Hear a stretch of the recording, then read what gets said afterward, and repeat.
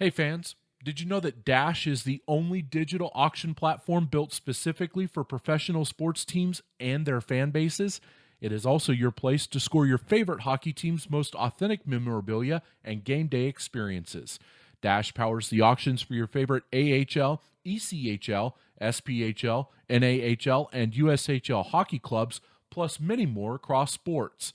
Get in on the bidding now by texting DASH to 66866 or visit thesendbin.net and click on the word auctions in the upper right corner to find out the latest hockey auctions. Dash, making sports bidding so much easier in the digital age.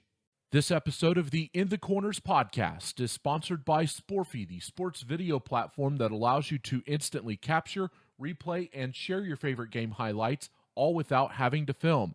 For more information, visit sporfy.com or download the mobile app from the Google Play Store or the App Store.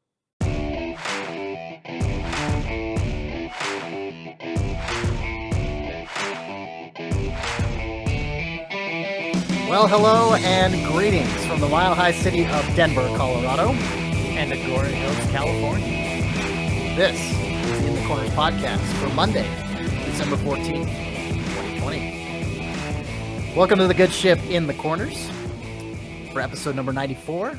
My name is CC Hawkley. And I'm Sean O'Brien. Thank you very much for tuning in with us. And we are continuing on with our division previews, signings and re-signings, and etc. Oh my. And today we're going to be focusing on the Central Division, but we've got a few other things to cover. And the first and foremost is an announcement that the Belleville Senators had. And Sean, as per usual during the introductions, he's got opinions, folks. He's got opinions. Always. So Belleville basically announced that they had amended the leasing agreement between the arena and the Senators, amending it to extend the free rent period for Belleville, which, let's be honest, you had Belleville Senators owner Eugene Melnick's attention when you said the word free.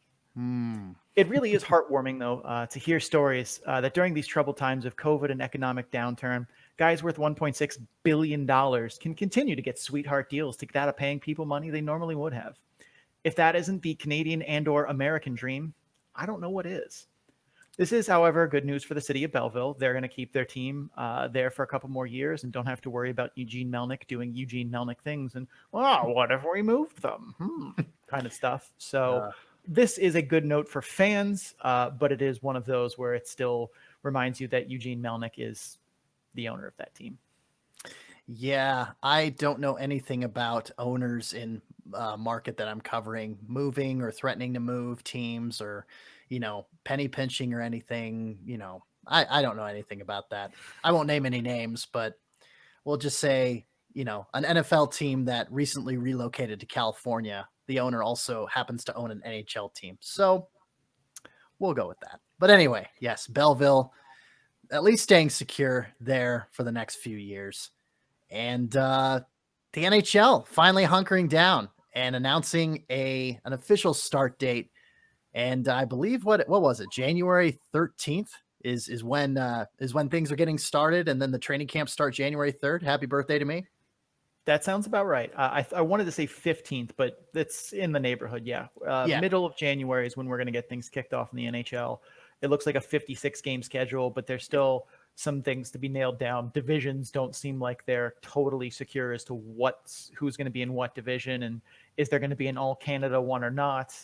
But it looks like they're hammering out some details, but we're going to get NHL hockey middle of January, and the start date for the AHL that they've targeted at February 5th looks, if not exactly February 5th, they'll be dropping the puck, but certainly well within that neighborhood. Seems pretty believable given the NHL and how that's shaking down. That being said, we still don't know a lot about how that's going to look. I feel like I'm just on a broken record. You can just keep pulling up clips of me from previous episodes saying we still don't know stuff. We're really just beating a dead horse here, but I mean, stuff for the NHL that hasn't been ironed out yet. How big are the taxi squads going to be? Because that impacts the A lot. If, say, Daniel Carr, Daniel Sprong, Brian Pinho, and Pilon are all in Washington and not Hershey due to these expanded taxi squads, that means the Bears are going to go from Calder Cup contender to maybe not a playoff team, just like that. So that kind of how, stuff shakes down at the NHL level is still really important because it's going to change a lot for the AHL. As well as if there's an all Canada division, that means those AHL teams are probably going to Canada for a season, a little Canada-cation for at least a year. Well, we don't know. So there's still a lot to be known, but if you're an AHL fan, which if you're listening to our podcast, I think so. Otherwise, you've made some strange choices. But if you're an AHL fan, this is good news overall because I have to imagine the AHL is going to play now. Like there's an NHL season. They're going to need the AHL. So this is good news going forward. Yeah. And Sean, I've heard that the Canadian teams with AHL affiliates in the United States are not going to move those affiliates to Canada for the season, which is going to be problematic to say the least. Yeah. So yeah, judging by the contortion on your face, I don't know what they're going to do then. Like, yeah, exactly. Canada's been real strict about, just sending people over. I mean, right. If you're in Stockton and suddenly, the Flames have 4 injuries at key positions and that expanded taxi squad needs restocking a little bit, even if just for, a week or so, what are you going to do? You going to start pulling people out of the stands in Calgary to go play? How many David Ayers do you think just roam the earth? I mean, probably more than we think, but it's not, it's not something that is going to be feasible or downright practical. I wouldn't think. It's just, it's not something that I think the NHL is going to take lightly. And maybe the NHL forces Calgary and Edmonton and Vancouver to bring those squads to Canada and maybe even foot the bill to keep those AHL teams up there. And I don't know. I mean, like you said, this is kind of a broken record for us every introduction that we've done in the past 2, 3, 4, 5 months, and so, and according to ESPN, Philadelphia isn't even going to be in the NHL next year, according to their projected chart. I don't know if you saw that graphic. ESPN forgot to include the Flyers when they were lining out the new divisions. And so the Flyers are like, hey, what the hell, man? So that's what happens when you have a lifelong Devils fan at the helm. Ah, yep. Are you talking about Greg Wyshynski? I am. Yeah. Yep. I figured you were. So anyway, yeah, we'll figure it out. But last but not least, before we get started on the Central Division team previews, signings and re-signings recaps, Sean and I have a little wager that we wanted to discuss before we get into it. Normally we do business up front, party in the back, but we're doing a little bit of party up front. Sean's Buffalo Bills are playing or at least fandom-wise, Sean's team, the Buffalo Bills, are playing my Denver Broncos next weekend, and we decided to do a little wager. So Sean, $20, and whoever wins, or whoever loses rather, has to wear the opposing team's shirt and post that picture on Facebook for a week. Does that sound like a plan? Profile picture, not just a picture. Profile picture. Yes, that sounds good. So $20 American and a opposing team shirt that will be purchased, according to, it's on the dime of the other person as well. So we will do that, and we'll keep you posted on the next episode, which will be recorded on the 27th, Sunday the 27th, and airing on Sunday the 28th. So there we have it. And without further ado, we're going to jump in to the Central Division. First up is the Grand Rapids Griffins, the AHL affiliate of the Detroit Red Wings, Wascally Wabbits. And of course, Sean is representing them with his nice Red Wings jersey there. Boom. Sergei Fedorov's birthday. It seemed appropriate. Hey, nice little parallel there. Nice little synchronicity, if you will. So first and foremost, Grand Rapids, we're going to bring on the Sin Bins Grand Rapids Griffins correspondent in Anthony Noffke. And let's do it. No further delay. Anthony, welcome to the program. Hey, thanks for having me, CC and Sean. How are you guys? Doing all right. Doing good. Just enjoying this Sunday full of football and everything when we're recording it. And now we're enjoying talking about AHL hockey. So let's get to it. All right. Riley Barber. Sean, take it away, my friend. 46 combined games played between Laval and Wilkes-Barre Scranton for 3.31 point shares in 1920. Good for the 85th percentile on a per-game basis and a first-line forward grade according to the model. Honestly, I'm shocked to see Riley Barber here. Goal-scoring forwards are what Wilkes-Barre Scranton desperately needed, and they let him walk. Then again, letting things go they absolutely shouldn't have is pretty on brand for Wilkes-Barre Scranton these days. Regardless, Barber is a shoot first, ask questions later kind of forward with a good set of puck skills, and he's an above average, but not great skater. He has some lapses playing defense, but nothing, too terrible or too egregious. He does cheat horrifically when it comes to leaving the defensive zone early. But after a season of some bad shooting luck last year, pairing him with a top six with someone like a big-bodied forward who can use their reach to make plays in tight, say Evgeny Svechnikov, that sounds like a good recipe for success. I like this signing quite a bit. Sort of a homecoming for Barber. He's from Livonia, Michigan, so when the Red Wings called him up, I can imagine he picked up his phone pretty quickly. I like this signing a lot because I feel like the Griffins, they're going to be without two of their premier scoring threats. Doesn't look like Matt Pumple or Chris Terry are going to be back with the team. Chris Terry actually just signed a deal to go play in the KHL. Barber is someone who can be very productive in the AHL. He's almost hit the 30-goal mark a couple of different times. Scored 16 last year, but was traded mid-season. Takes a little bit of time to get used to his line mates, but nonetheless, he's going to provide a nice scoring boost for the Griffins and a great organizational depth guy. May or may not get a shot with the Red Wings. I mean, just depends on the injury situation, if guys are performing well or not. But yeah, you talk about his defensive game a little bit. He was a -17 last year. He has to improve that for sure. Something I've noticed in Ben Simon's system is he's not afraid to move guys around. But, I could see him on a top line with Evgeny Svechnikov in Grand Rapids for a couple of years. Yep. I think up next we have Taro Hirose. CC, take away talking about Taro Hirose. Yeah, we'll do. 35 games played last year, 1.99 point shares in 1920. That's good for the 74th percentile on a per game basis. Second line forward grade, according to the model that Sean uses and has put so much time and effort into. He definitely has a good set of puck skills on him. For a smaller guy who's an average but improving skater, I think its ceiling is lower than others, but he's got some speed. He lacks that top end separation gear that separates the McDavids and Barzels from the rest of the pack for sure. His puck skills may be able to compensate though, as he does have good playmaking vision, and is an asset on the power play. That's always good when you can get a guy that can excel on the special teams as well. Anthony, your thoughts? I'm excited they brought him back. He was a free agent. I still think he has the skill to be a decent third or fourth liner in the NHL. But I agree there's many aspects to his game he needs to work on, especially his speed. I'm a big Michigan State hockey fan, so I've been following him for a number of years. He was a 2019 Hobey Baker finalist. Had a great year that year. I believe he led the nation in assists, but Cale Makar ended up walking away with that award. The thing about Hirose, I've noticed in his game he's a little bit timid in traffic. He's shown the ability to make plays. He's a really good passer, has some scoring touch. I've seen him score some pretty goals. Seen him turn the puck over a lot. He gets happy feet when he's has a couple defenders on him. When he originally signed with Detroit, he actually did pretty well in his first few games with the Red Wings. So I'm glad they brought him back. He does give up a lot of size.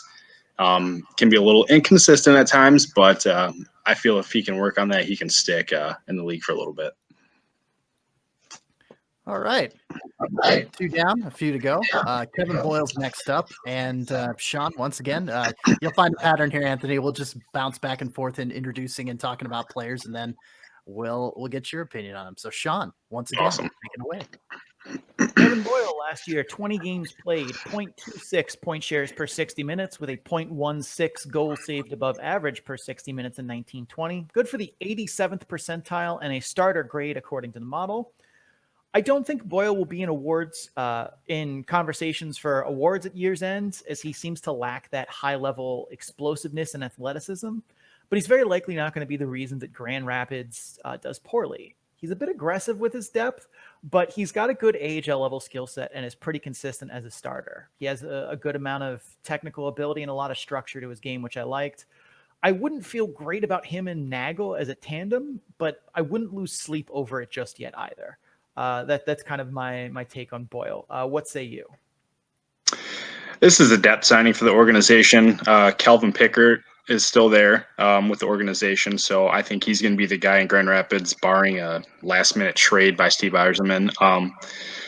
But so I'm thinking he and Pickard will be the guys in Grand Rapids. But you bring up a guy like Pat Nagel, who actually had a pretty solid year last year. Never could really stick in the AHL. Would come up, play a game here or there, and kind of a fill-in role if Detroit ever had a call up. But who knows what's going to happen with the goalie situation in Detroit? As we know, Jimmy Howard was hurt last year. They brought on Eric Comrie to see what he had, but didn't really work out for him. Philip Larson struggled a little bit. He began the season last year as the backup in Grand Rapids, struggled, got hurt.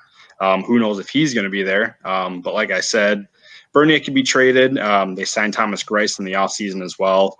Pickard could be traded too, or be called up to be the backup. But yeah, I'll agree with that with Boyle. He's won 24 games in the league before. He's had a couple solid years in the AHL, but I don't really think he's going to wow anybody, like he said, with his ability. But he can be a solid goalie with the right defense in front of him. And if Pickard gets a chance in Detroit, or if he's traded, I think Boyle will step in and be the number one guy. Yeah, Pat Nagel, covering Toledo at the ECHL level for a little bit here. He's definitely, you look at some of his stats from last season as well, it's almost on par or better at the AHL level than at the ECHL level. So it's not like Nagel can't play at the AHL level. I think that just, Detroit's covering their bases, at least with Grand Rapids, and, making sure that they're not, making sure that they're not hosed when it comes to the goaltending position there with the Griffins. So, yeah, I agree. As we kind of talked about with Toronto, where they had three really good NHL backups in their system. And they're like, well, we don't know what's going to happen with taxi squads. And we might be playing 3 games in 4 days pretty regularly with what is going to be a compact schedule. We're going to need more than 2 goalies. So there is still a chance that Kevin Boyle, is the sole starting quarterback, starting goaltender for Grand Rapids for a time being, as you get guys that get pulled up to, do that rotational duty in the NHL level with what is probably going to be a very intense schedule that you can't just be playing goalies, every other night. So I think there's definitely a path there. I also wouldn't rule out a last-minute trade by Steve Yzerman, as he signed a lot of guys who you can clearly see they're eyeing to flip for better assets. I think Greiss is definitely one of them, as well as a couple other signings. He sent Timoshev away 2 or 3 days ago for future considerations is what I saw. But Yzerman is not here to hold on to guys forever. So there are definitely paths for Kevin Boyle to get more significant playing time. I don't think he sees time in Detroit, but I said that about Jake Ottinger in Dallas in the bubble, and look how that turned out. Yeah. Well, and if we know anything about Steve Yzerman, is that, what he's done in Tampa Bay, or what he did in Tampa Bay, he built them into a contender and an eventual Stanley Cup champion. So we'll see if he can rub off a little bit of that magic in Detroit as well. Last but not least, Kyle Criscuolo. There we go. Kyle Criscuolo, 47 combined games played with Lehigh Valley and San Diego last season. 2.00 point shares on the dot in 2019-20. That's good for the 67th percentile on a per game basis. Second line grade, according to the model that Sean has so diligently put together. Harvard grad, who memorably scored a big overtime goal for the Griffins to send the Admirals home in the first round of the 2017 Calder Cup playoffs. He won't wow you with overall talent, but he does everything pretty well. He's an average-ish pucks. He has average-ish puck skills, rather. Smooth skater with decent speed. His defensive game is good, and he's got a work ethic to him, but I think his best asset is his vision. He reads the play well, and he's able to move. He's able to see a move ahead. And so I think that he'd be a good anchor for guys who aren't so defensively inclined, say a Riley Barber or Evgeny Svechnikov. I'm very happy to see Criscuolo back. He was signed in 2016 right out of Harvard, played played a few games with the Griffins at the end of the year, how they do their college free agencies. You know, they get them into a few games and see how they're going to mesh with the team. Didn't know a lot about this kid. I remember seeing him for the first time in warmups. I'm like, this kid is, what is he, 5'9"? There's no way he's going to be successful in this league. But I was obviously wrong about that. Pretty big contributor to the Griffins 2017 Calder Cup championship campaign. I was pretty sad that they let him walk after just one season. That was definitely a shocker because he did pretty well. But I just think with Criscuolo, he plays the game the right way. Like you say, he can see the whole ice, allows him to set up guys, which I think would benefit a guy like Riley Barber. But he's another guy like Barber who I think is going to be a good veteran presence for some of the rookies that are going to be in Grand Rapids.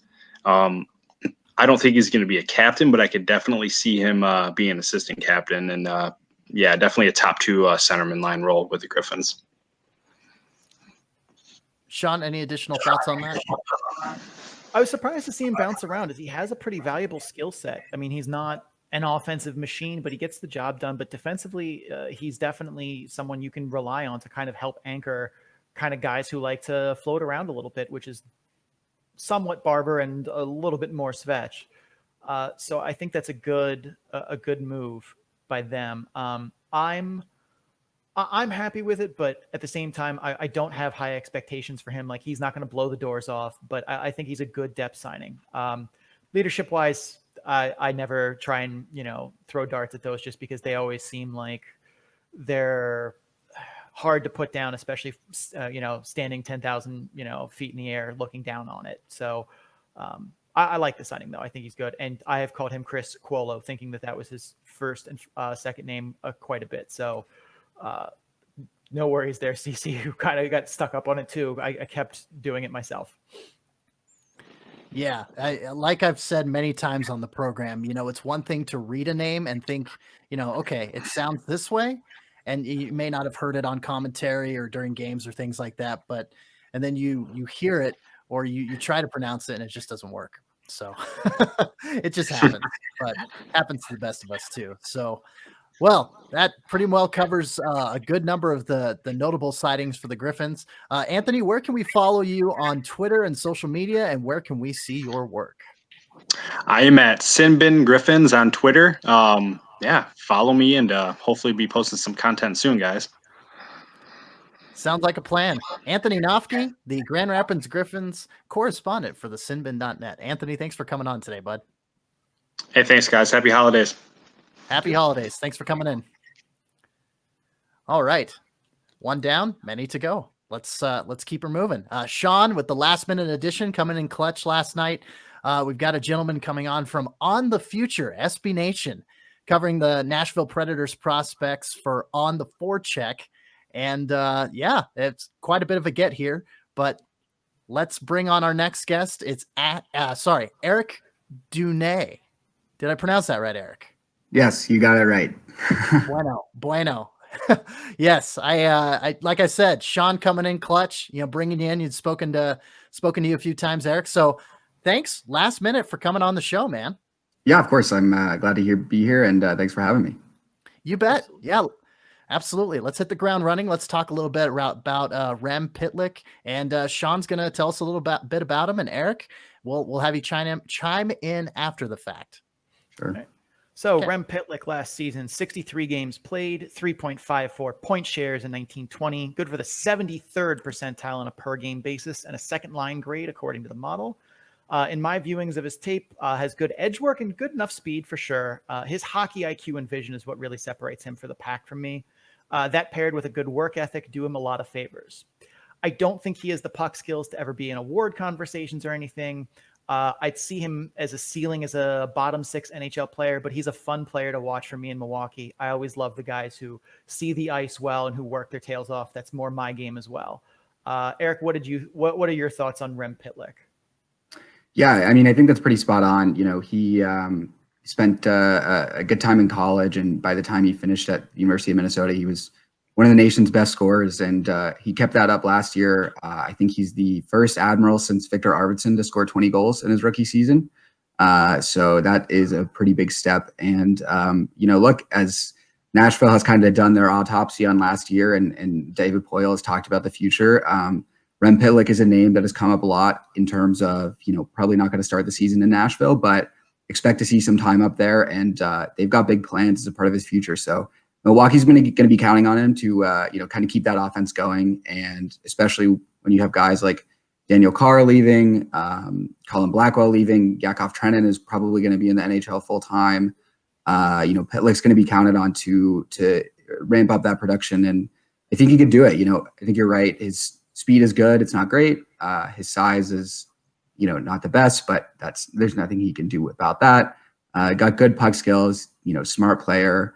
I think it's just about putting it all together and kind of operating at the pro level, doing everything right. But he's a very underrated shooter in my estimation. And I think this is somebody who can score, 25, 30 goals at the AHL level.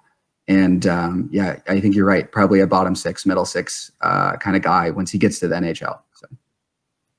I'd also say too, for him, he's going to have a bigger stage, it seems like, this year with, like you said, so many important contributors to Milwaukee going. So this is definitely going to be a big chance for him to prove it this year and show Nashville that he belongs down on Broadway. Yeah, he'll probably, Milwaukee, at least last year, kind of rotated all four lines pretty regularly. But in terms of top two centers when it comes to producing offense, it's probably going to be him and Tommy Novak.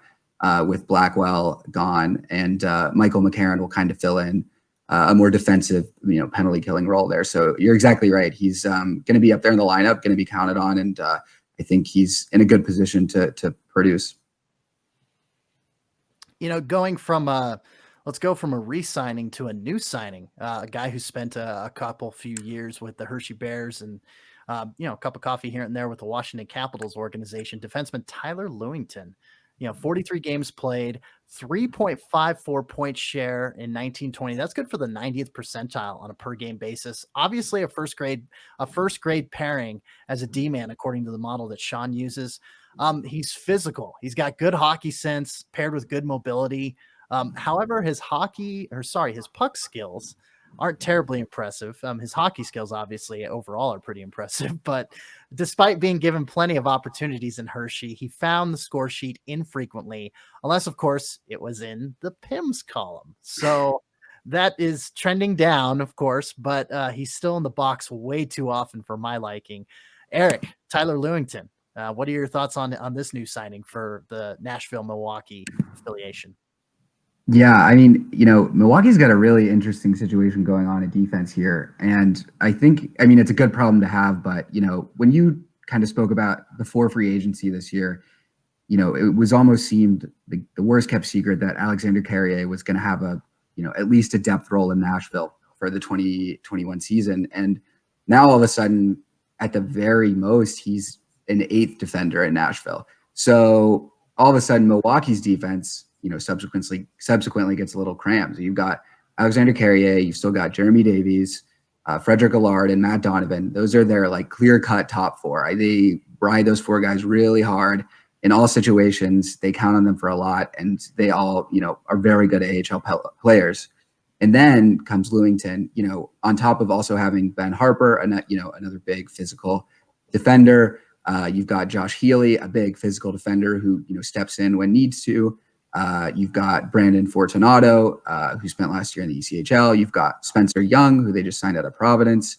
So, kind of a logjam of defense. But with Lewington, who knows what taxi squads are going to look like for the NHL and who will be up and who will be down. But, the way I see it, Milwaukee's got a clear-cut top four. And unless one of them goes up, Carrier would be the first. Then Lewington sitting in that bottom pair with Ben Harper on opening night. So I think it's a good addition. I think, they were probably counting on having to use Carrier and Davies and Allard in Nashville at some point this season and helping to shore that up. But, they're not going to be counting on Tyler Lewington for, top pair minutes and to contribute offensively most nights. And I think that's a good role for him too. And you kind of touched on one of the topics that we've been coming back to kind of cautiously over the past couple of episodes of what taxi squads are going to look like and how that's going to affect call-ups and depth and stuff, because it seems like call-ups coming into this season, at least the way that NHL GMs and their assistant GMs are kind of showing their hand here is they're stacking their AHL club with guys that they know that they can pull up should they have expanded taxi squads, because it seems like they're reluctant this year to be sending guys up and down, calling them at need when they just need a guy to sit in the press box or, skate around at practice, and would rather have him in the NHL's expanded club than going down. So I think the idea that they have Lewington and what looks like a logjam on paper may not actually play out that way with a lot of the guys you mentioned kind of going up and staying there, even if they are, 8th, 9th, 10th defenseman in some cases. The NHL club, if they're allowed to have those guys hang out there, that seems to be their preferred destination. Next guy and last on the docket that we have here is Kasimir Kaskisuo, a name that I have practiced saying before coming on this podcast. 27 games played, 0.22 point shares per 60 minutes, with a 0.08 goals saved above average per 60, good for the 64th percentile on a per game basis, and barely sneaking into that starter grade according to the model. Oh, Kaskisuo, a lot of hope was heaped on you by Leafs Nation, and after a painful showing in 18-19, you found your footing. Your game developed from the wild, unstructured style that committed really hard to shooters and relied on pure athleticism and explosive movements when he guessed wrong, which was often. And he evolved into a more technically sound approach with a better read of the play. I still don't see an NHL goalie when I look at him, but his progress last season at worst shines some hope on his outlook. I think backing up someone like Connor Ingram should help take some of the spotlight off of his shoulders, although who knows how much, as he's also got quite a YouTube channel with regular vlogs posted this offseason, which have been fun. So even if the spotlight is off of him, he still seems to have that showy side to him, which I like. Yeah, I think that Nashville's been really clear about their intentions here. So last season, you had a scenario where, remarkably, Connor Ingram and Troy Grosnick, were rotating every single start. I think there was maybe one instance where one of them started consecutive games last year, and both of them were two of the top goalies in the league, which is really impressive given that, neither was able to really string starts together. I think Nashville's very clear in that they want Ingram starting a majority of games this season. And, Troy Grosnick, I think, is clearly an AHL starter and was not just going to get that role here anymore. So they let him walk to Los Angeles. And I think they went out looking for somebody who could, fill in behind Ingram, play a handful of games, but isn't going to threaten Ingram for a call up to Nashville. And, worst case scenario, you get to a situation where if someone like Pecorine decides to opt out of a season due to COVID or anything like that, and they have to rely on Ingram in Nashville, like Kaskisuo is a fine AHL goalie.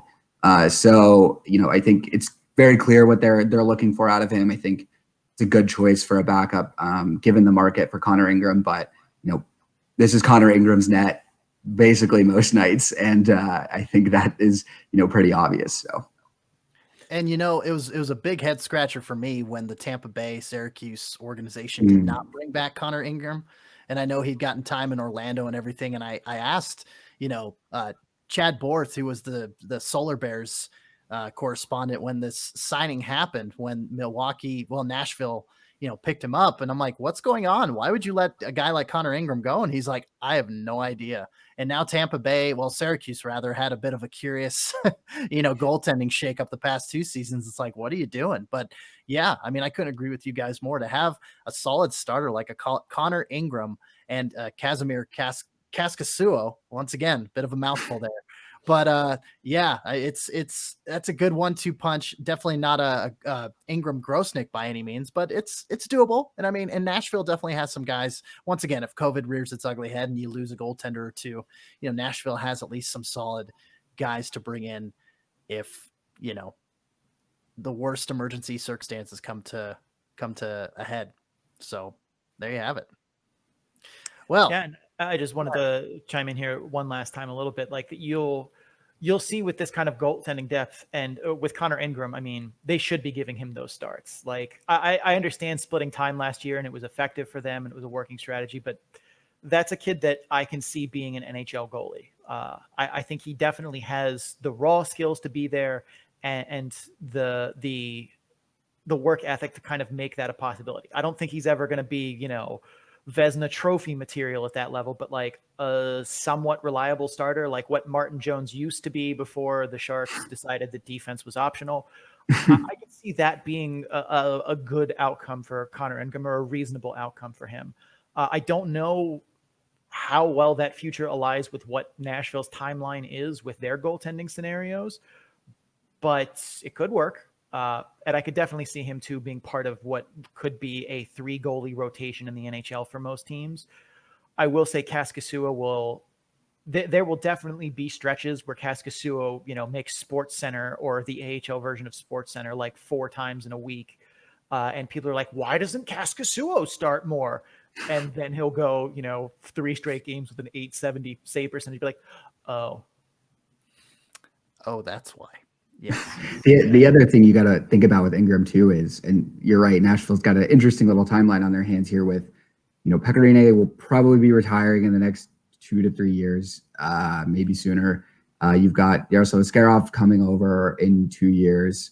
But Connor Ingram will be eligible for the expansion draft. So, as will UC Saros, obviously. And I think, between the two of them, obviously they're going to protect Saros, but that's just an interesting thing to kind of keep an eye on moving down the line, especially if Askarov comes over shortly after that. So that's the other thing too I was going to say is UC GMs are not going to be fooled by this Vegas thing again, where they all got made fun of. Where they're, protecting their third pairing 7th defenseman instead of Jonathan Marchessault. So you see GMs getting very proactive and with like, hey, let's just sign somebody to expose next season. So while that's a crystal ball that's too big for me to carry. That there is definitely some outlook there of, making sure we have somebody that we can be okay with losing when that time comes from a goaltending perspective. Well, once again, Eric Dunay from On the Future, on the forecheck, talking about Nashville Predators prospects with the Milwaukee Admirals. Once again, last minute addition to the show today, and we're very thankful for your insight and very thankful that you could join in the corners today. Thanks, Eric. Yeah, of course. I really appreciate it, guys. And thanks for having me. Yeah, absolutely. Thank you. We'll talk to you soon, bud. Thank you. All right. Have a good one. You too. All right. Eric Dunay. Good get, Sean. Yes. All right. Well, I'm going to call a little bit of an audible here since John has been patiently waiting in the lobby, as it were. And so we're going to talk about Rockford a little bit. So we'll scroll down the outline and we'll skip the Iowa Wild here and give them some, because we've got 6 players from Iowa that we want to talk about. And I don't want to keep John. We'll circle back to Iowa. Absolutely. Absolutely. So without further ado, Sin Bin Icehogs. And that's where you can find him on Twitter. He cross posts from there from faxes from Uncle Dale. I think that's the one. And so we'll bring him on. A very interestingly named website there. Very apropos. But John Fromme, welcome to the program, my friend. Thank you, gentlemen. How are you guys doing today? Doing all right. Doing well. You're from the BMO Center South. I think I saw you reference that on your website. Yeah, BMO South is my basement. So, which I'm sure that most of you guys, I'm not in my late 20s anymore, but I'm still residing in my basement. Go figure. Hey, it happens, yeah. And as long as you got good internet signal down there, I say exactly. You got the room and everything for sure. Exactly. For sure. Well, hey, John, thanks for coming on the program. Let's start off right away talking about Brandon Peary. I'll introduce him real quick, and then we'll get your opinion on him coming into the organization. 38 games played, 3.98 rather point share in the 1920 season. Good for the 96th percentile on a per game basis and a first line grade according to the model that Sean uses. Peary doesn't have that NHL level polish to his puck skills, but they're still good. His skating is somewhat above average. He's not creating chances with it, but it doesn't hold him back necessarily. His vision and hockey IQ are what you see, 275 games of NHL experience shine through. He's physical, but he stays out of the box and has a good nose for the net. if he stays in Rockford the entire year, which is a big if, we could see him flirt with awards conversations. But I think it's more likely he produces just a very good season in the AHL as opposed to an MVP caliber one. John, what are your thoughts on Brandon Peary? Well, I was probably one of a handful of people who were like, when they announced the trade with Vegas, that we got Brandon Peary back into the organization, I was probably one of the few guys that was like, all right. But, you temper that by saying that you know exactly what Brandon Peary is at this stage of the game. He's 28, 29 years old. He is a one-dimensional NHL player. He scores. He's not a great distributor, but then on the other hand, at the AHL level, he is a pretty good guy to get the puck around to. Now, that was in Chicago, where he was almost always skating with top line studs over there, guys that could score. So we'll see if that pans out in Rockford, because he's not going to have the caliber of teammate. He's not going to have the caliber of finisher that he had in Chicago. Now, one thing he can do, he can fill the net, and you know what? Rockford would love to have a guy that can fill the net, because they don't have a lot of them. Right. That is an incredibly good assessment there. I hadn't really thought about that, about the level of line mate that he played with in Chicago versus what Rockford currently has available. And he's not a guy too, I would be like, oh yeah, you can just strap 2 boat anchors to him and he'll still go out there and put 20 pucks in the net. Like that's not going to work, but he's definitely someone too I can see being still in that like bottom of the conversation for points leaders in the AHL should he stay and play all the games. Well, he's led the league. Yeah. He's led the league before. I mean, back in 12-13. Yep. 75 points, 22 goals, 53 assists. And that Rockford team was not a great team either. I mean, the folks in Rockford have been used to skating without having a lot of depth as far as offense is concerned. And Peary definitely is a welcome addition up until the point where you think, well, is he even going to wind up in Rockford? Is he going to be as part of a roster expansion where they're going to want him up, in the NHL? And at that point you say, well, he's a one-dimensional player. He's not especially, a fan of defense. But again, I think the last couple of years in Vegas, with Vegas and Chicago coming back and forth to the Wolves, you've seen him being a guy who's pretty defensively responsible. He didn't need to be very responsible in that he's always going in the net. So in that regard, it's a great signing for Rockford. You can debate whether Dylan Sakura was worth the price, but you could say that for Rockford, if the plan is to keep him in Rockford, and I think that was the plan, he's not a player that's anyone's going to pick up on waivers. And he's probably a guy who can come in and score 25, 30 goals for you in a best case scenario if he's down there the whole year. But I think, Sean, you're right. I don't think he's going to be up there the whole year. I don't think he'll be in Rockford the whole year. I think he'll be probably in limbo in a press box for Chicago and maybe spend 35 games in Rockford. Who knows? Yeah, I think if there was a drinking game for this podcast and every time we said taxi squad or expanded NHL roster, you had a drink, you would not survive. No. Like I think we've touched at that at least 4 times already, and a lot in previous episodes of, he's someone that kind of is that like almost too good for the AHL, but not quite good enough to be a permanent NHL fixture, at least not anymore for him. When he was younger, had a little bit more spring to his step, perhaps. He definitely did show, like you said, that defensive responsibility a little bit more in Vegas, and I imagine that was not accidental. I watching Vegas play a lot. They were a team where it's like, you're going to go out there every shift and you're going to do everything well.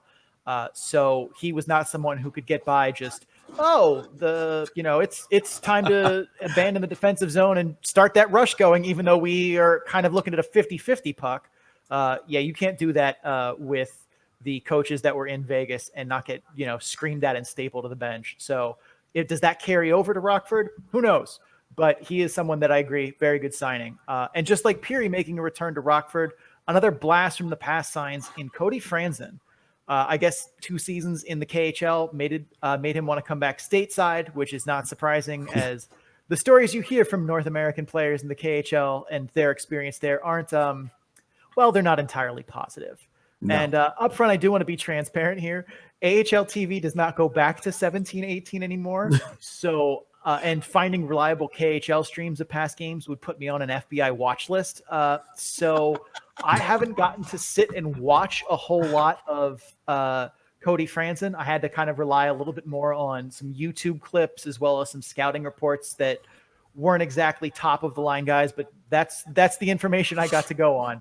Yeah. So what I do have to say, though, is his skill set very much seems to be an old school style of defense via staying on the blue line in the offensive zone and ripping pucks, being physical and mean in zone defense.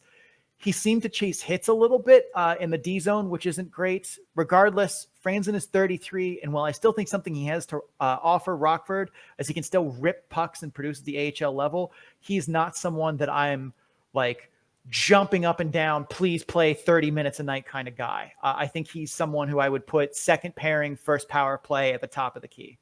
Yeah, well, he may well end up playing with the squad that Rockford's going to field, Sean. He's probably going to be on the top pair. I wouldn't be surprised to see him paired up with a guy like Lucas Carlson or maybe Nicholas Baudin, and try to be kind of the center fielder for them. Maybe in Baudin's, because definitely Carlson's a guy that at the AHL level has quite a bit of offense, and he'll go to the net, and he's got some puck, he's got some stick handling skills, and he'll pinch. And France would be the perfect guy to sit back. That being said, Franson's just got a laser of a one-timer that when he was in Rockford for 37 games back in 17-18 when they went to the Western Conference Final, I think he had 6 power play goals. If they weren't all from the left-hand circle with that right-hand shot where they just set him up for a one-timer, I'd be surprised. I mean, just a really, really deadly shot from there, at least in that part of the season. And no, he's not going to be a guy who you're necessarily going to count on to score 9 or 10 goals, although he did score 9 goals that year. And like I said, 37 games. I think it was a case of a player who had spent most of the last, half dozen years up in the NHL and was clearly a notch above and a veteran presence when he came back down when Chicago sent him down. And rather than to sit and pout, he decided, you know what, I'm just going to dominate these little kids. And I think that's what he's probably hoping for this year, because he signed an AHL deal. And I think he's probably looking at, especially this year, at one last go-round with an NHL team and maybe get himself one last contract. At best, he's probably a 6 or 7 D-man at the NHL level. And he, I don't know if Chicago would have had any kind of deal with him where they said, hey, you come in and you dominate and and you play a good soldier down here. We may need some guys, or, at this point this year, somebody's probably going to need a 6 or 7 defenseman who can defend fairly well at the NHL level, that doesn't do a whole lot, is not exceptional in any one area, but it's just kind of a serviceable guy. And I think he definitely fits in that case. But I know when you guys talked about before, though, the taxi squads at the NHL are going to be an issue for Rockford. But what's going to be a problem as well is the fact that the ECHL has pretty much locked in their guys, and a lot of the guys I think who are going to wind up playing in Indy, guys on AHL contracts for Rockford, are going to stay up in Rockford because there's just not going to be enough guys, and I think they can only send eight guys down to Indy this year. And I think that's gonna result, I think, in Rockford with a real young prospect laden team with a lot of guys who probably should be skating in Indy. And so, you'd keep your fingers crossed that Peary and Franson would be there, because short of a guy like Garrett Mitchell, who's on an AHL deal and will probably wind up being Rockford's captain, there's not a lot of veteran presence. And that's something too that I really wish I could remember the name of the player that had this in his AHL contract. He signed with Toronto like long time ago. But he had a deal where every time someone got called up and played 10 NHL games from the AHL team, he got a bonus. And he was an AHL player. And I'm like, I don't know if that's what Cody Franson has managed to negotiate, but he's someone who has, a lot of games at the NHL level and stuck there for a while. He's someone who I mean, without knowing him more than just a guy whose picture is on Hockey DB, he definitely is someone who he checks a lot of boxes you would want to see for a leadership role, someone who can mentor young players, which Chicago needs because that prospect cupboard isn't just, overflowing with blue chip guys, especially at the defensive line. Like they have guys that I think can be good for them, Bodan being one of them, but they're not can't miss prospects on the D line. So I think that he is hoping to fill that kind of role for them at the Rockford level. That'd be great. It'd be great if they had him around all year and if he stayed healthy. Now, last year, the guy that they brought in for that role was Chris Versteeg. And at the beginning of the season, I was like, geez, if you could get maybe out of a 76 game season, we wish at that point. But if we could have gotten, I was like, if you could get 60 games out of Versteeg, that'd be great. They got 6. I mean, Hip could not take a beating. He played 6 games and essentially he missed a month. He tried to come back and it just physically wasn't going to work. Now, I don't know. I don't think that Franson's got that kind of mileage on him. I still think he's a fairly healthy individual. And I mean, if there was going to be a time for you to be healthy as far as away from the wear and tear of AHL games, it would be now, not having played games for almost 10 months. So I think that, he's definitely going to be a guy that they would count on to be hanging around. And again, that may not be the case. Last guy we have on the docket here is Cameron Morrison, coming after a college trip through Notre Dame, Fighting Irish. CC, tell us about Cameron Morrison. Cameron Morrison, 2016 second-round draft pick from the Colorado Avalanche. Obviously, the Avs pretty stacked at forwards when it comes to prospects. Pretty stacked everywhere when it comes to prospects. So not a big surprise that they didn't pick him up. But the Blackhawks decided in August to sign him to a 2-year entry-level deal. So, he's probably going to be spending some time in Rockford, no doubt. He's got some good size, offensive instincts that like you said, Sean, played all 4 years of his college game at Notre Dame. He has average puck skills and doesn't have the fastest processing speed, which is kind of a concern for sure. We've seen guys like Jake Evans and Laval transfer his Notre Dame offense into AHL production. So it is possible that he grows and drives the offense for Rockford, but I don't think it's likely. He's got a little more seasoning that he's going to need to do before he's at that level. I'd agree with that. Rockford's, it seems like they're the way they've operated the last at least 5 or 10 years, it almost seems that instead of trying to develop guys, they try to bring guys in and evaluate them in short bursts, a season or so, to see if they're going to eventually be able to help them. And if they can't, they don't really follow up on those prospects. I mean, there's been a lot of guys that have gone through the system and gotten a season or 2 of a shot now, and he's not going to have a ton of time. But I get the feeling that they're going to go out and they're going to say, well, can he translate any offensive game to at least the AHL?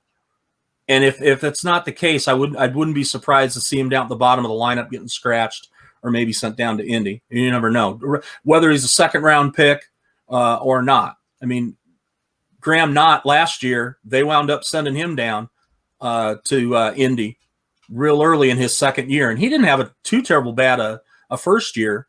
Not for a second-round pick, which Morrison's a second-round pick, so we're going to see how that lasts. It reminds me almost of a situation where when the Blackhawks signed Drew LeBlanc right after he was a Hobey Baker winner, and it just didn't work out. He just did not have the skills he had in college, did not translate to the AHL. He just didn't have quite the speed, the decision-making at the AHL level that let him do what he did at the college level. So, I mean, it certainly isn't going to cost the Hawks too much, so it's worth a shot, but I've kind of been in your boat, CC, as I think he's going to have a tough road to be kind of like a top scorer. But in this landscape in Rockford, he should have a shot because there's not a lot of guys. There's not a lot of depth up there scoring-wise, so he should get a chance. And, John, you bring up a really good point. I mean, Chicago, Rockford, Indy. You've got 13 of the 26, 27 ECHL teams that are currently playing because of COVID-19 and the teams that have opted out and everything. It's going to be really interesting to see that the teams with kind of intact, affiliations at the NHL, the AHL, and the ECHL level. It's going to be really interesting to see, how, especially AHL squads, because they can get fed in from both sides. But it's going to be really interesting to see how that affects those AHL teams. Knock on wood, all 31 AHL teams do play this season. But the fact is that, you've got, like I said, two different sides that you can, have the lower end NHL guys and the higher end ECHL guys. And of course the AHL level guys. It's going to be really interesting to see, how a team like a Rockford and the 12 other teams that have those affiliations intact and whoever else, decides to come up from other ECHL or, NHL clubs that send to AHL teams. It's just unprecedented times. It is. Ring the bell, take a shot, unprecedented times. Yeah. There's a lot of guys. Now, see, Rockford usually signs about 8 or 10 guys, of which most of those guys never wind up in Rockford. They're skating down in Indy all year. Mm-hmm. I don't know if that's going to be the case this year. And then you've got guys like Bodan, Brandon Hagel, Philip Kurashev. These are second-year guys who, maybe have something to prove. Hagel was their leading goal scorer last year, and while at the end of the year he was in Rockford or in Chicago rather. So, is he going to be a kind of a tweener type of a guy as far as their taxi squad would be? Carlson, you could put in the same boat. And if that's the case, if 3 or 4 of those guys wind up in Chicago, then you got very little scoring depth at all. I mean, Tyler Sakura, their top scorer from last year, is in Cleveland. Dylan Sakura obviously was traded. And so you got a lot of, they're not a high scoring team, but the scorers they did have are gone. And now, you got to depend on if again, a lot of those, a lot of the guys like Peary and them are going to be kind of in limbo if the AHL and the NHL. Who's going to score for Rockford? I mean, I could have asked you the same question last year, but I mean, you definitely who's going to come out? You kind of thought last year Hagel might be able to come out and score, and he did. But who else is going to score? If Peary's down here, who's he feeding the puck to? Who's putting the puck in the net ultimately? And that's been a question that they're going to have to answer. And they may be, like you say, they may be in the same boat with a lot of different teams, but a lot of different teams have probably a lot more veteran talent that can score at the top of their lineup. I mean, Rockford, like me, is accustomed to being in the basement offensively. So, yeah. Nice little parallel, or maybe not so nice little parallel. Yeah. Last year, I think they had to be either 28th or 29th. They were just over 2.5 goals a game. So they need to. They got young goaltending this year. I mean, with the 3-headed monster that's going to be up there, the Subban, Lankinen, Delia, I guess that's what's going to start the season in Chicago. That gives them Matt Tompkins, who played a handful of games last year and did earn an NHL deal from the Blackhawks. And other than that, they got Tom Aubrun, a French goaltender from Norwich University. Awesome numbers up there, but it's a Division III college, and who knows how that's going to translate. And they just signed, not too recently, Cale Morris, another Notre Dame guy, to play goal. I was thinking both of those guys would wind up in Indy, but I don't think that's going to be the case. I think at least one of them, and if not all three, will be up there. So a lot of young goaltending.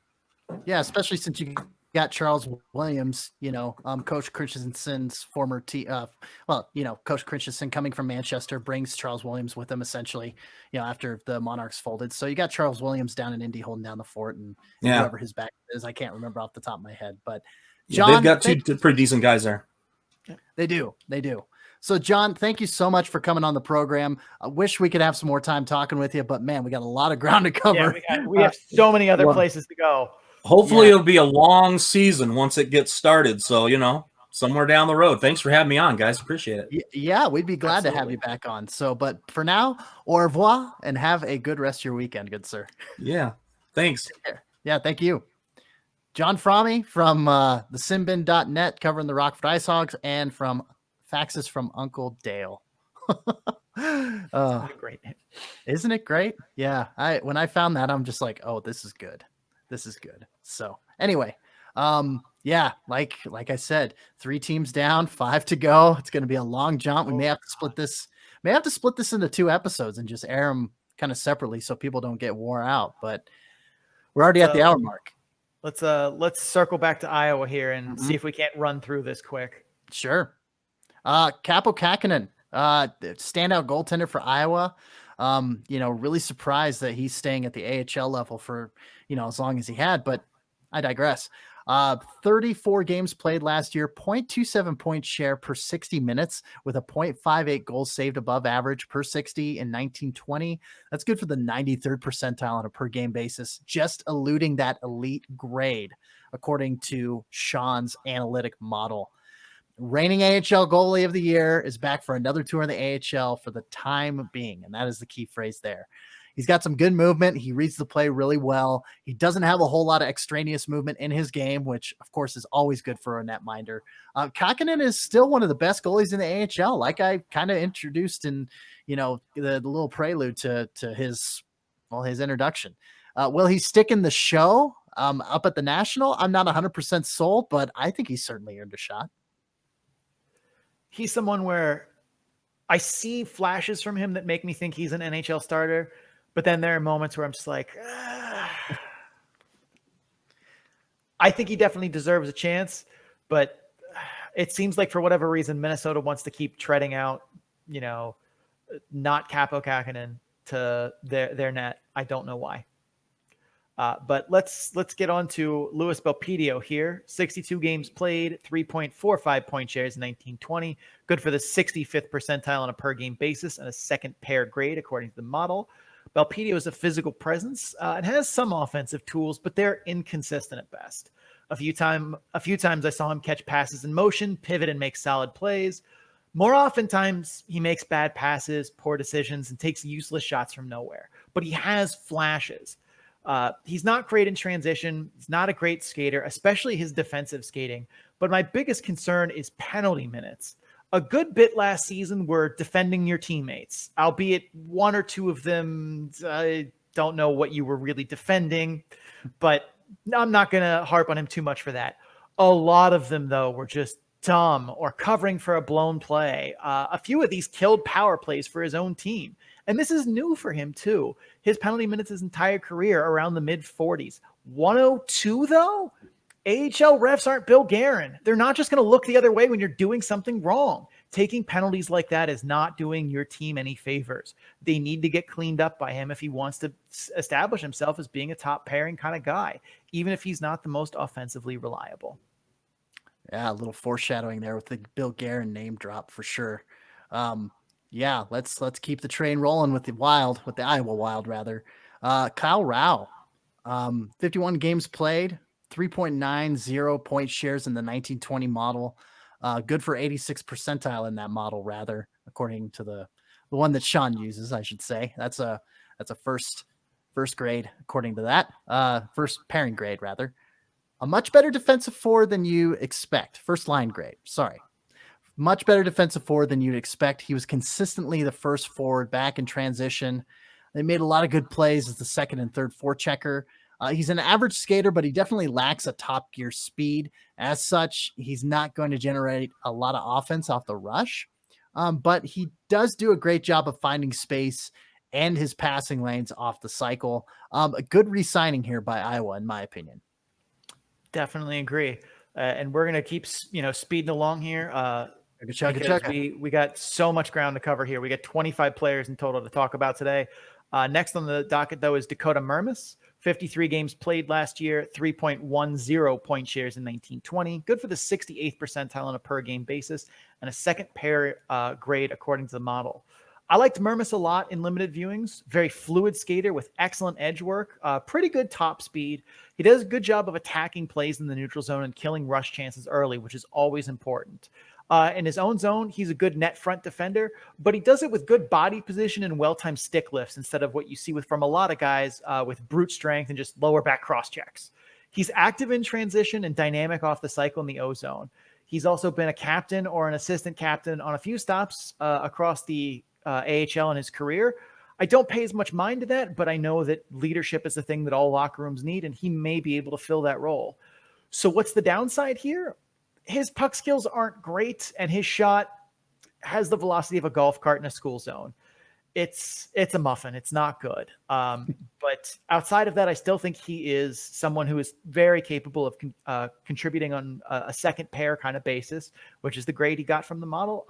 I think this is still a very good signing for Iowa to shore up some depth, especially with some of the skating that is not a strong suit of their defensive core as was.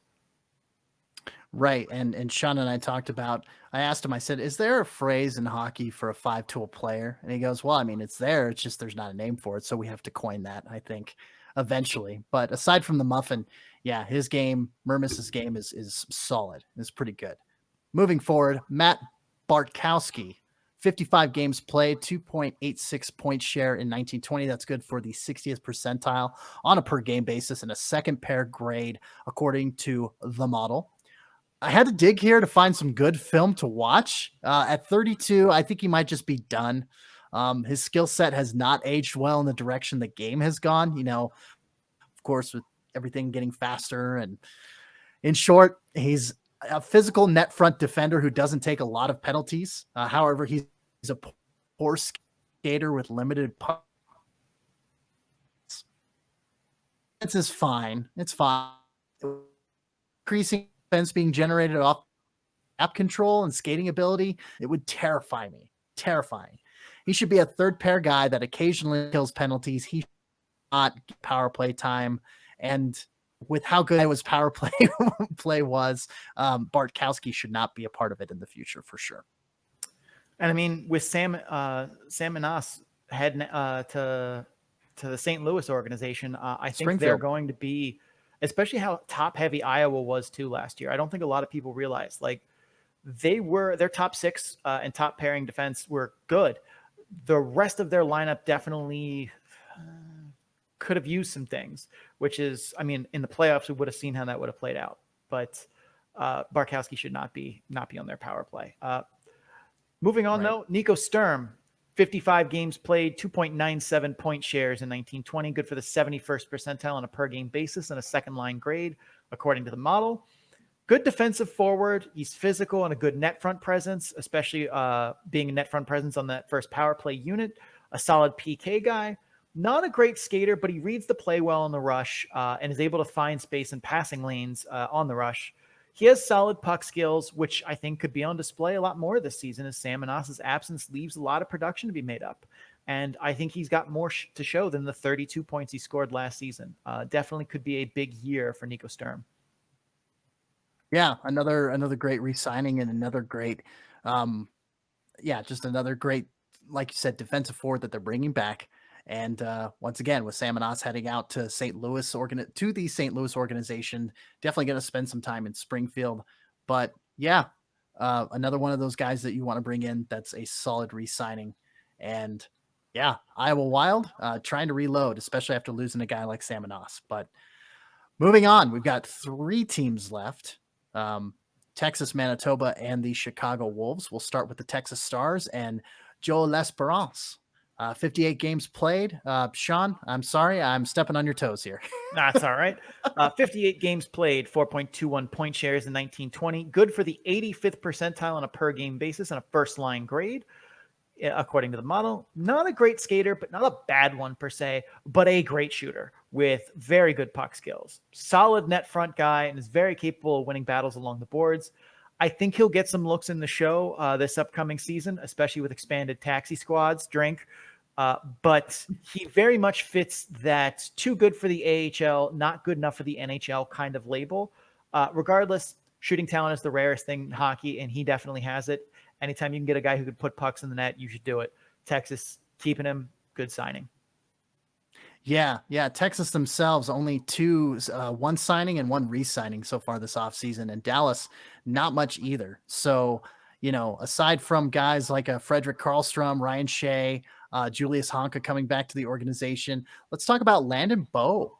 He was a restricted free agent, and then he decided to sign again with the Texas Stars organization. And obviously familiar with Bowe from my time covering the Idaho Steelheads. That was a little before I was an official correspondent, but 30 games played, 0.17 point share per 60 minutes with a negative 0.354 goals saved above average per 60. That's good for the, I use the word good, loosely, 24th percentile on a per game basis and a backup grade according to the model that Sean uses.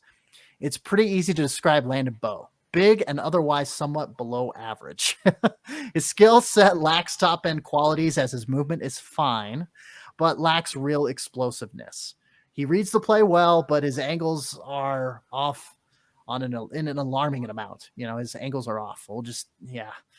He struggles with rebounds. He spends too much time fighting with net front traffic instead of working around it. Overall, he's someone who ideally should start by 20, 22 games a season behind a solid AHL starter, and he's gotten 46, 46, and 30 starts in the last 3 seasons. So that kind of tells you about, Texas's goaltending woes. And, with a guy like Jake Ottinger, still getting his professional career underway, starting his first season last year.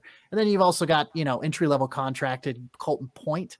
He'll probably spend some time down in Idaho. He didn't impress me a lot when I saw him down in Idaho. Pretty average, middle of the road, 500 goaltender. So to bring Landon Bowe back is okay.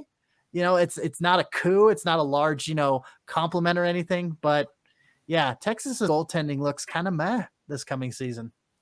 I mean, especially with Ottinger very clearly going to be Texas's number one option.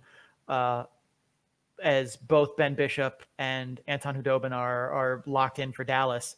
Like, this is one where you should have done a good turn here to Thomas Scholl. I don't know what Landon Bowe is bringing you that you couldn't point at Thomas Scholl and be like, well, we should at least give him a shot. He's definitely earned it.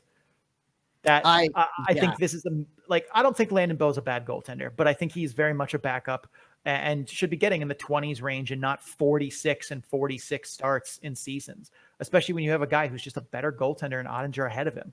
Like, I would send him to the E and have him be the number one there, and then pull Scholl to the A and, play those 25, 26 starts in a season and see what happens. Like, that would be how I would play this, but Dallas clearly has other plans. We were going to talk about Julius Honka, but then I made the realization that there's very little chance that Julius Honka sets foot in Texas for the Stars. He's either going to be in Dallas full season or he's going to go somewhere else. Right. I mean, he's a good player for the Texas Stars, but I don't see the need to talk about a guy who's almost assuredly not going to be there. Well, that's fair. That's completely fair. And to kind of bookend with Thomas Scholl, obviously a guy I saw a lot of in Idaho. He made the choice to go to Slovakia, and he's playing overseas currently. And so, Stars missed out on a big opportunity to kind of upgrade and really, I thought they were going to do it. I thought they were going to sign Scholl, but Scholl's playing in Europe, and good for him getting that opportunity, getting those reps in. But yeah, in my opinion, Landon Bowe should have said, all right, adios, happy trails. You'll get picked up by another AHL squad as a solid backup goaltender. Like you said, 20 for 25 starts, but Scholl in Europe currently. So unfortunately, but again, trotting on, moving along, pressing along, the Manitoba Moose over there in Canada. And we'll let Sean start this off as well. Jansen Harkins, 30 games played last season, 2.96 point shares, good for the 94th percentile on a per game basis and a first line grade according to the model. Hard to say if he sticks with the Jets this season, but I think he sees time in Manitoba, so here we are. Harkins is a good shot, but a poor shot selection. He's a good playmaker with exceptional patience, and he's an average skater whose defensive abilities are good enough. If it were up to me, he would stay in Manitoba this season and play more of a larger role there than what will be almost assuredly a bottom line role with the Jets. I think that at an AHL level, he's a very, very good player. Yeah. And, gosh, let me see when they signed him again. Oh, it's just a recent signing back in October 27th, of course. Yeah. Winnipeg re-signing a lot of guys, and, with Harkins coming back into the fold, at first I'm like, what's Manitoba doing? Are they really, going to pick up these signings? They signed a lot of folks in between April and July, and then they kind of went quiet for a couple months, but yeah, bringing in, Harkins back into the fold, and also bringing back CJ Cease. 57 games played, 2.07 point shares in 1920, good for the 55th percentile on a per game basis, third line grade according to the model. A good comeback season after injury that took away most of his 18-19 season.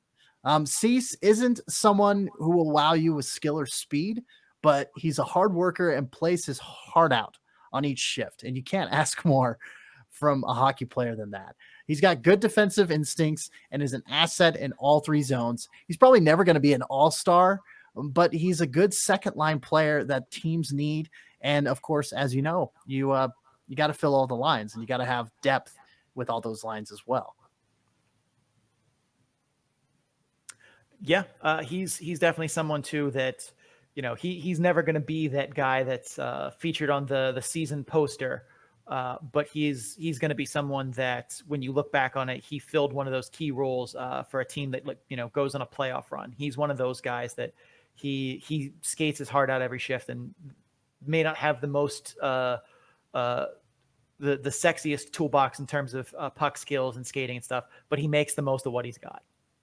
Yeah. And that's, again, when you, when you're playing your heart out and you're making the most of what you got, both, you know, what you and I said, I mean, you really just got to take what you can get, especially with taxi squads, drink, and just the depth that you're going to need when this season comes around, whenever it will. So really anyone else in the Winnipeg, Manitoba affiliation that, you know, sticks out? Or I mean, they have a lot of, like you said, they did a couple of stuff in the spring and then went quiet until a couple. So I don't really have anything of players of note that I'm like, oh, this is definitely a guy fans are going to want to know about. They're going to want to talk to him. He's going to play a big role. We'll see what happens. Is there's still a lot of quality free agents out there at the AHL level to get picked up. There's still a lot of, you know, stuff to shake out for rosters for both Winnipeg and Manitoba. They also have a lot of guys that are just have been under contract and they don't need to, you know, re-sign guys that they already have under contract. So unfortunately, that is the end of our short and sweet Manitoba segment. Yes, not a whole lot for Moose fans there, but yeah, it is what it is. It's just something that is going to happen when it comes to these signings, especially with a long episode like this. They'll get more love in the season previews. Absolutely. Yeah, we're going to be doing some season previews, so stay tuned for that. Absolutely. All right. A little bit of a delay bringing him on in regards to our time frame, but we are bringing on Andrew Rinaldi, the Sinbin.net's correspondent for the Chicago Wolves. Now, Andrew was actually, he applied for the Grand Rapids Griffins, and there he is. Andrew, how you doing, bud? How's she going, eh? Hey, how you doing, bud? Yeah. Doing so right. Good. So Andrew making a pivot, covering the Chicago Wolves for the Sinbin.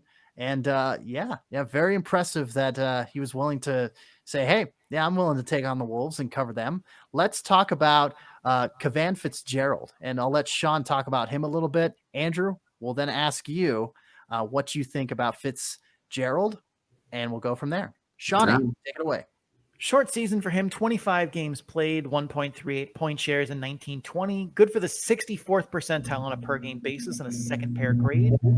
Didn't get to see too much of his film, but I wasn't really thrilled with him. He's very much a stay-at-home defenseman. He's active in his own zone, good net front defender, decent skater, but there were definitely a couple of mental lapses I saw in transition that just, they worried me. He's not someone who's going to join the rush either or make moves off the cycle. He's very much a stand on the blue line in the offensive zone and make plays from there. His shot selection isn't great. Overall, his puck skills I wasn't thrilled with. But still, stay-at-home defenders make good deep pairings with your more offensive-minded guys, which Chicago definitely has a few of, as well as he's a good penalty killer. So he's not without value as a signing to this team. Andrew. Yeah. Kind of going on with your points there. You know, he's not going to really wow you with his play. He's kind of, but, you know, deep pairings are a little more successful when you have a guy, one who can move the puck, another guy who's kind of a little more responsible in his own end. Not going to go, and no team has 6 Quinn Hughes. You know, it's you need those guys who are going to stay at home, protect the net. He's going to kill penalties when you need it, and you know it's not all flash, but these are the guys that you need to have successful runs. You know. Yeah, and I think another good point that we need to address coming into this, you know, the Wolves, pairing with the Carolina Hurricanes, the Hurricanes and the Charlotte Checkers. Boy, what a cluster that was. And, just completely blowing up the in-state affiliation and deciding, hey, we're gonna hitch our wagon to the Chicago Wolves. And so Carolina is basically bringing they're bringing in all their prospects to Chicago to play there with the Wolves in Rosemont, Illinois. And so, we do have to look at that. We do have to see a lot of new players coming in. But a guy that's going to be coming in, let's see here. I totally lost him on the outline. Hang on a second. Left winger Max McCormick re-upping with the Carolina Hurricanes once again. Another new face for the Chicago Wolves organization, but not for the Carolina Hurricanes organization. 56 games played, 3.36 point share in 1920. That's good for the 76th percentile on a per game basis, a second line grade according to the analytic model that Sean uses. Again, I didn't get to see much of him, but he was a smart player in limited viewings. So I will confess that. He's got good vision in the offensive zone under pressure, as well as on the rush, and he didn't waste shot attempts, which, of course, I'll always be a fan of. For sure. He's not a bad skater, but he's not a good one either. He's just middle of the road, sort of. He has okayish speed as well, but his edge work and ability to make clean pivots were a little worrying to me. I think he's a good veteran signing that slides into the second line easily, and I'll yield the floor to you, Andrew. All right.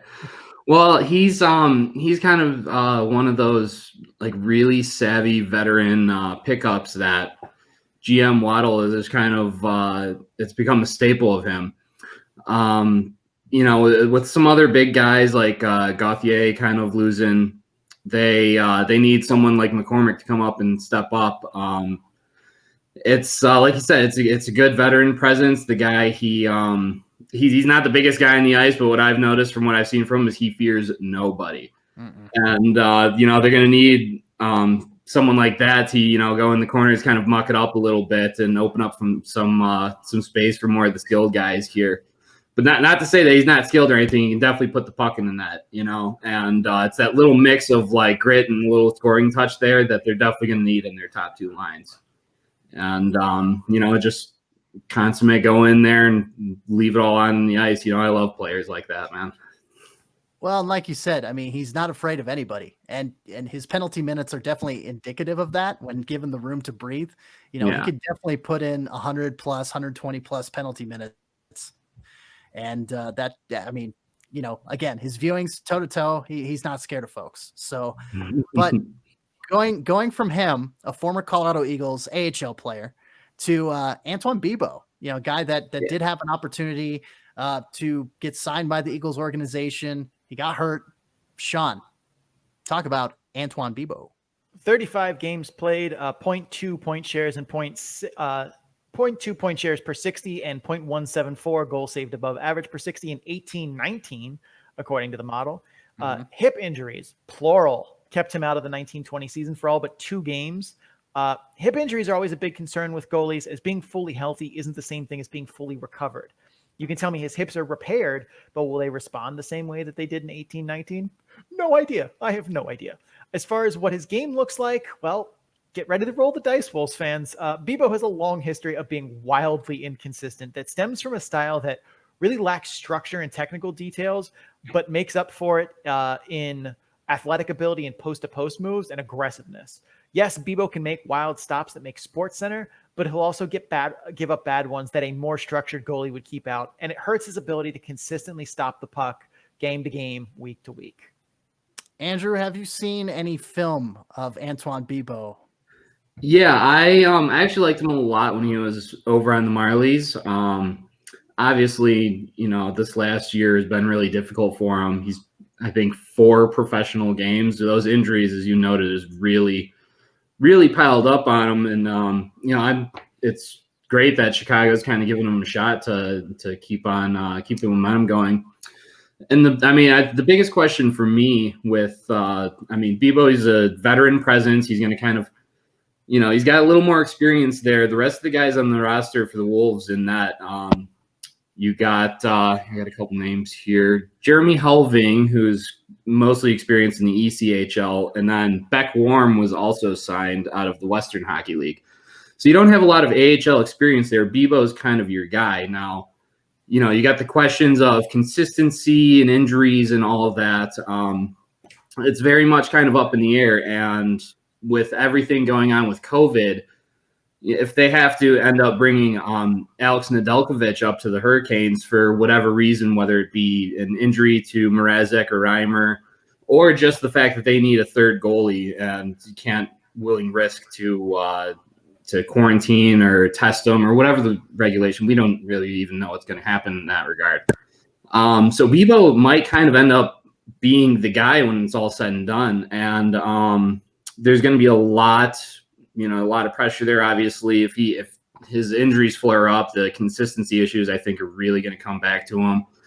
But at the same time, there's the goalie coach for the Wolves. His name's Stan Dubicki. He's been there for the last 10 seasons now, and he's seen some pretty good guys coming through. Oscar Dansk has put up some great numbers. Phoenix Copley is another one, and there's also a guy you might have heard of him named Jordan Binnington. And he's kind of coached them all through their own issues from one point or another. So, Bebo's got, a lot of ladders to climb up, but I think with the Wolves, he found a spot where I think he can have some success as long as, he can stay healthy.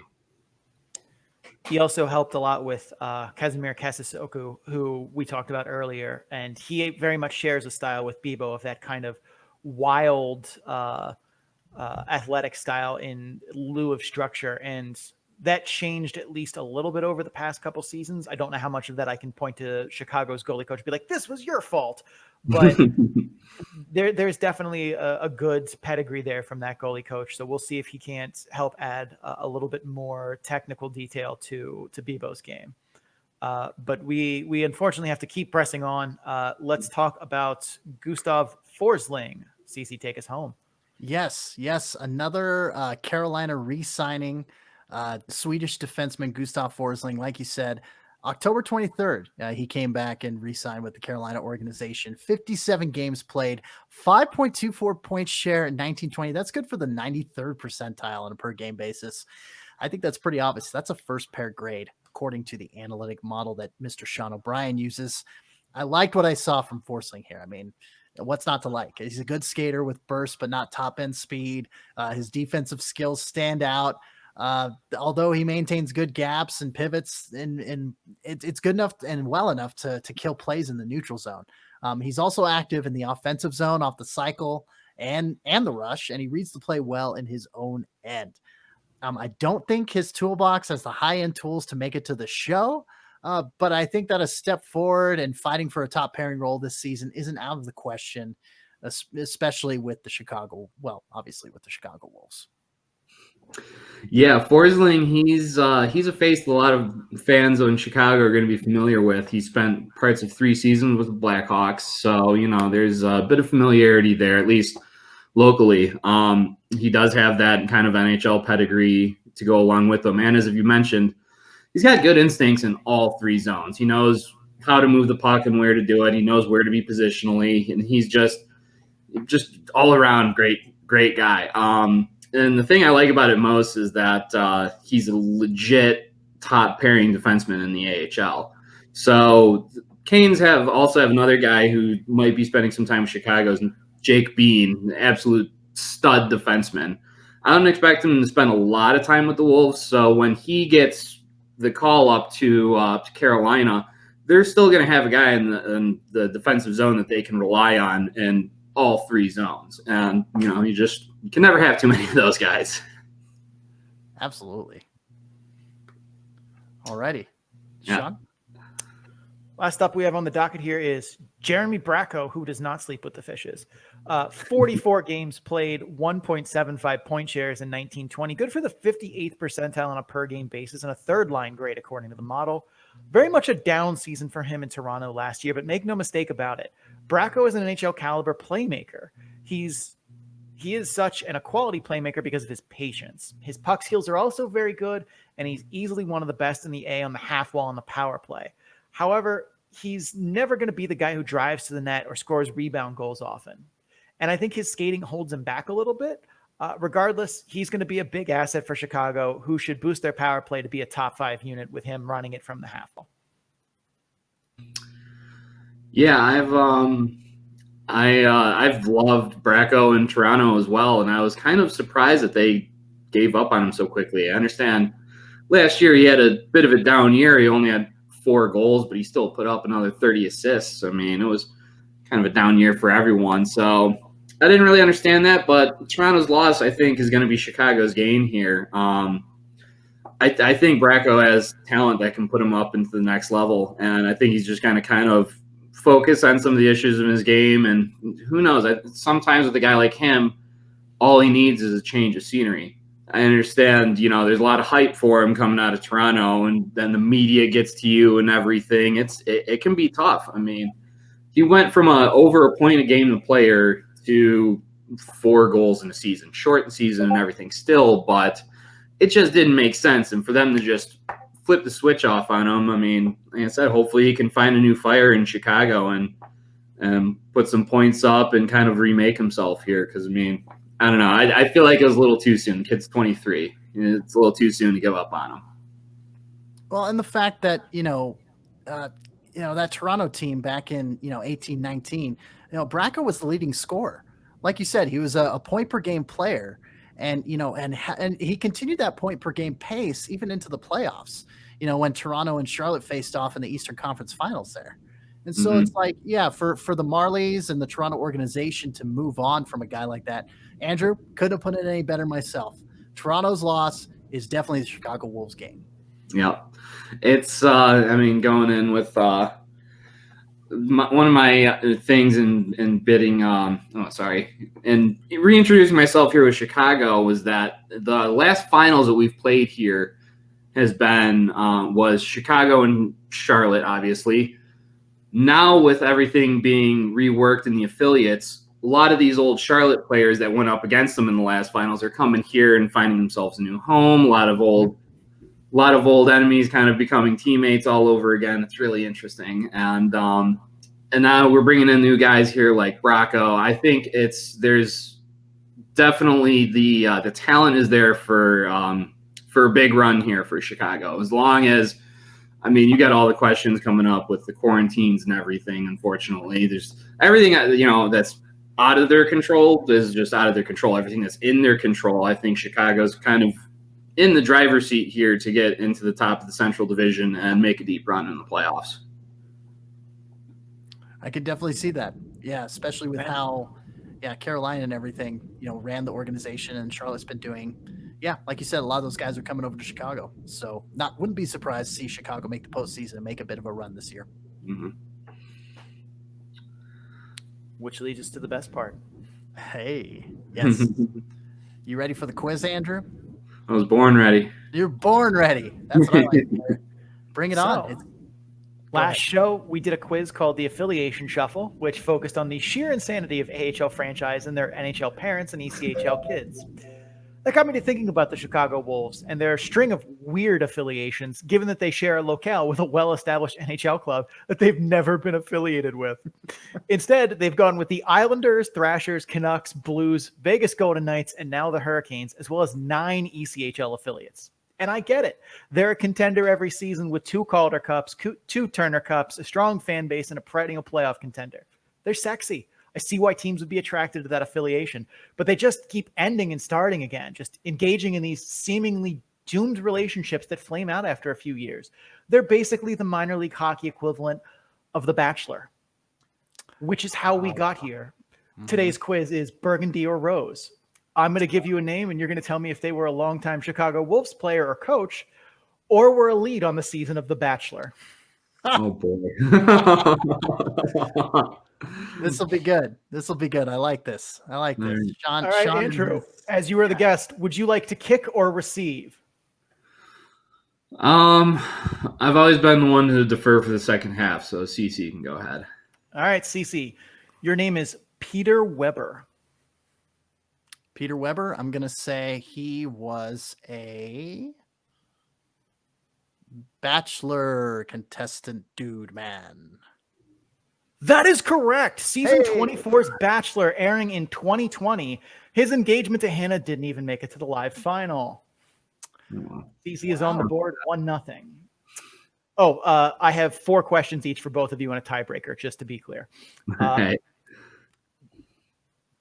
Andrew, your name is Ben Higgins. Ben Higgins. I'm going to say he was a wolf. That is incorrect. Ooh. He's season 20's Bachelor, airing in 2016. He gave his final rose to Lauren, who starred with him in a spin-off show, Ben and Lauren Happily Ever After. They broke up in 2017. Yikes. Wish I could call my uncle. He loves The Bachelor, man. I've never seen The Bachelor myself, and I don't have anybody to call. So at least you could Ghostbusters. Yeah, at least you could use a phone a friend. I can't even do that. So, all right, question number 3. Bring it on, Sean. CC, your name is Brad Hunt. Brad Hunt played for the Chicago Wolves. That is correct. Played 102 games for the Wolves, most recently in 2017. 14 goals, 53 assists in those 102 games for 67 points. CC, you're up 2-0. Andrew, time to get back in this. All right. Your name is Brett Sterling. Brett Sterling was a Chicago Wolf. That much I know. That is correct. 408 games played for the Wolves and is their AHL leader in most offensive categories. You were on the board, 2-1. CC, time to maintain the lead here. Yes, sir. Sean Lowe. Gosh, you pick the names that could go either way for hockey guys or Bachelor guys, don't you? Yeah. Yeah, you did that with mobsters as well. Yes. I'm going to say he was a Bachelor contestant. That is correct. Season 17's Bachelor, airing in 2013. His final rose went to Catherine. They are still married and have 3 kids. Oh, That's amazing. That's impressive. 3-1 CC. All right, Andrew, you got to get this one right to continue the game. Otherwise, CC is going to take it. Your name is Colton Underwood. Oh, man, that sounds like such a hockey name, but I feel like that's meant to throw me off. I'm gonna send it and say he was a Wolf. That is incorrect. He was season 23's Bachelor, airing in 2019. He gave his final rose to Cassie. They broke up 2 months later, and she has since got a restraining order against him. That sounds more like the Bachelor I'm used to. Yep. Damn. CC, you are the winner of Burgundy or Rose. Congratulations. Thank you. Thank you, Andrew. Thank you, Sean. Thank you, guys. Appreciate it. It's good to get back in the win column.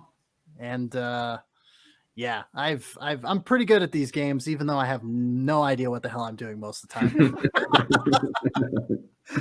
But yeah, thank you for being a admirable opponent in the Burgundy or Rose game. Sean always coming in clutch with his creativity with the quizzes. And yeah, so thanks, Andrew. Thank you so much for joining the show, talking about the Chicago Wolves, humoring us with the Burgundy and Rose quiz. And yeah, man. Hey, thanks for having me on, guys. I'm great. I'm glad to be a part of this. Yeah, and we know you're at Sinbin Wolves. What's the next article you've got in the pipeline?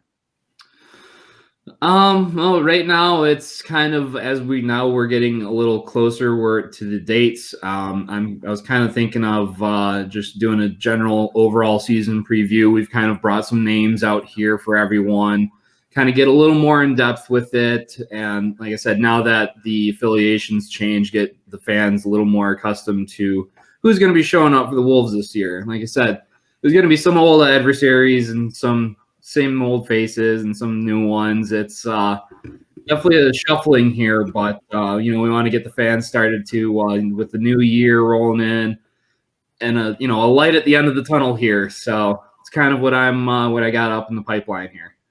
Awesome. Yeah, that'll be especially with you on the Wolves beat. I mean, that's a major club from both the IHL and the AHL years, over 25 years of success, like Sean was saying. Yeah. we will definitely look forward to you and your coverage in the days to come and the February 5 supposed start date. So we'll see how that is. Right, exactly. Yeah. Andrew Rinaldi, again, at Sinbin Griffins on Twitter. You can find his work at thesinbin.net once he gets that first article posted like he was referencing. Andrew, thank you so much for coming on In the Corners. All right. Thanks, man. Thanks, guys. Talk to you soon. All right. So 7 teams. I said 8 teams to begin with, but it was just 7 teams. So yeah, we've got all that under the bridge, water under the bridge, and we are now concluding in a rather unorthodox way. And it's going to be a bit of a tough topic to talk about, but we would be remiss if we didn't discuss it here on the In the Corners podcast.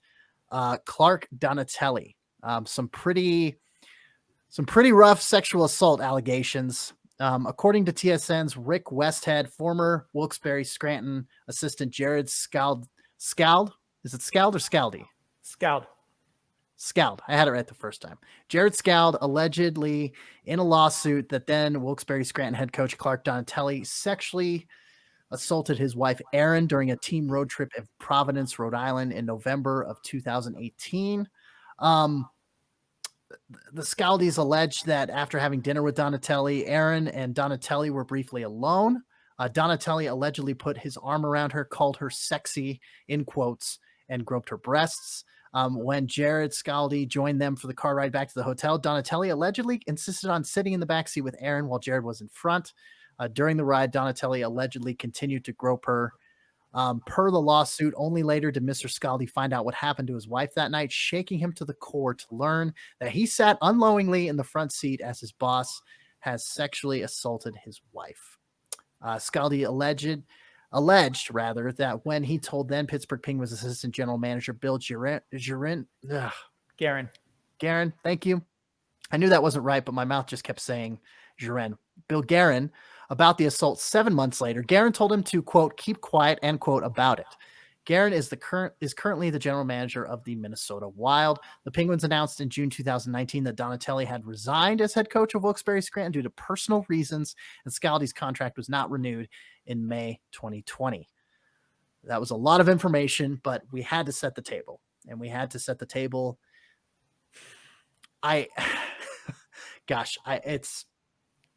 I'm not flabbergasted, and I'm not rendered speechless a lot. But a systemic failure as an organization on this level is inexcusable, and it's just difficult. It's a difficult pill to swallow as a hockey fan, as an AHL fan. And I know Sean, as a Pittsburgh Penguins fan, has a lot to say about it. So, again, I'm going to yield the floor to Sean, and we're going to end the program after this segment because there's really no way to go about things normally. Like I said, it's an unorthodox story. It's an unorthodox byline. And so we're just going to end the program after what Sean has to say because it's just very somber and it wouldn't be appropriate to do things per usual. So Sean, I'm going to mute my mic. I'm going to let you take it away, bud. So on this podcast, we normally try and be family friendly and at least somewhat professional-ish. For this topic, however, I am unable to do that. So if you have kids listening or don't want to hear foul language or have heard enough about this already, then this is your jumping off point for this episode. Regardless, these conversations are not going away. They're uncomfortable, but they're necessary. Anyways, for that audience, thank you for listening. I'll give you a few seconds to find the pause button and head out. This has been a situation that has left me, a Pittsburgh Penguins fan, in a state of shock, disappointment, and anger. Mostly anger, though. I'm absolutely appalled for the way that this organization handled this. Yes, within days, Pittsburgh Penguins assistant GM Bill Guerin allegedly hearing this, Clark Donatelli was fired. Were the reasons for that termination stated at the time? Nope. And I'm quoting reporting done here by The Athletic and Sportsnet. Guerin told Scaldi that Donatelli had actually been terminated and advised Scaldi to, quote, stay quiet about the incident. Stay quiet? To do what? protect the reputation of the guy you just fired for sexual assault. Fuck that, and fuck you. Bill Guerin, fuck you. Then the Penguins let Scaldi go due to COVID budgets. That's an odd COVID budget, because I still see a full staff listed on the Wilkes-Barre, Scranton, and Pittsburgh Penguins websites minus one position. AHL assistant coach. That must have been one strange-looking COVID budget where you keep amateur scouts and assistant video coaches, but you let exactly that guy go. And earlier when I said Guerin allegedly hearing about this for the first time, I meant that. As someone with a supervisory role and a leadership role that large, knowing what's going on with the organization you oversee is part of your job. How? Why? Welcome to the burden of leadership. Someone below you screws up, it's always going to be your fault. The suit here says, and again, I quote previous reporting, Donatelli previously engaged in countless similar incidents. How the were you in charge of overseeing the Wilkes-Barre Scranton Penguins and had no idea Donatelli did like this? You not being aware of countless similar incidents is gross incompetence, and the alternative is worse. You knew and you swept it under the rug, much like you tried to do here.